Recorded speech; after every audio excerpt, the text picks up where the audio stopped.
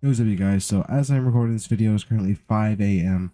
The downtime just ended for the summer 2023 test round, and we got a big chunk of the actual update dropped into the game today. Obviously, the new raid has not been dropped yet because it is still very much in testing. Thankfully, they did not try to push it out yet, but we did get a lot of big changes, which I'm going to be discussing in this video, specifically for PvP, but some for the general population. If you guys like these type of videos, feel free to drop a subscription, drop a comment, add me on Discord, join my Discord. All of that is in the description.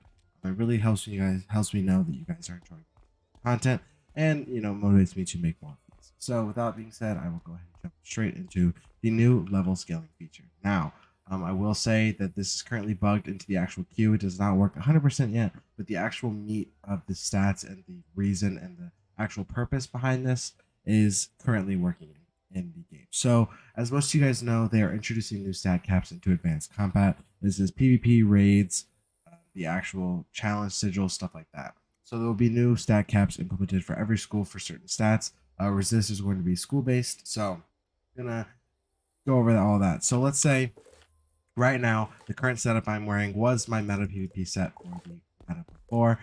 For my fire, let's say that I want to scale to max. Now, scaling to max is going to give me my scaled stats to the limits. So, for example, fire's limit for damage is 174. I currently have 177.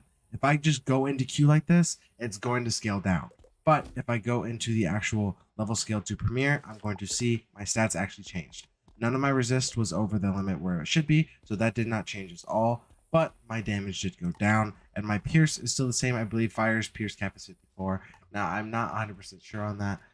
You guys, I'm sure there will be figures shown later that actually show the stat cast for every school for every stat. But as you can see, scaling down, all that did was actually move my stats. So now I will see what I will have if I go into PvP. As you can see, there will be no further scaling on my stats. This is what I will have. And the reason this is how the feature works is because when you are trying to scale to different levels, for example, let's say I hit the max damage cap for fire at max level. If I scale down now to Exalted, it's going to scale my damage down to the max damage cap at Exalted, which is apparently 109. That is how it's going to work. And if I scale down to 50, it's going to do the same thing. It's going to scale all of those stats down, just percentage-wise, to the stat caps at that level. So that is the reasoning behind the stat caps, for the most part, into integrating it with level scale. The reason why this is going to be very important is because we need to make sure that level scaling itself is not outshadowed by the actual people at the level. If level scaled wizards from max level 50 or 60 are just statistically worse, there's going to be no advantage to doing this, and there's almost no reason to do this because you will not be competitive past a certain point. Now, while these stats, let's say I honestly don't know the actual stats for fire at these levels.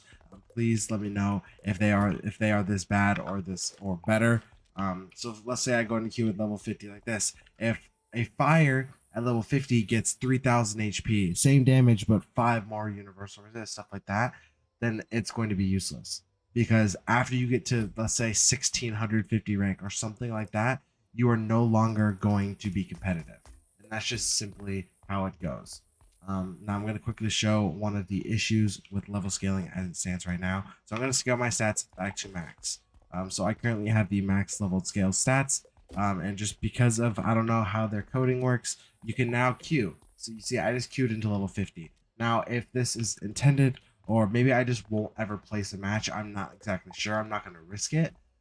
But that is something to be mindful of, that is possibly something that could be going on for the next week until hopefully they address it in the next week's downtime maintenance window.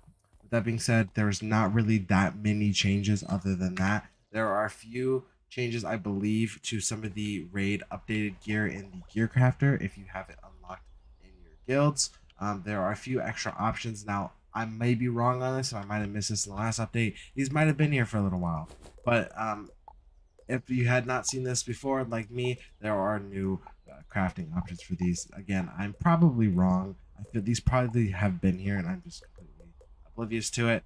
So yeah, these are new wands. You guys feel free to check these out if you have them in your guild. And then name change, of course, is a big thing that has been added. It is 100 crowns. You have to be level 50 or higher, and you can only do it once per wizard.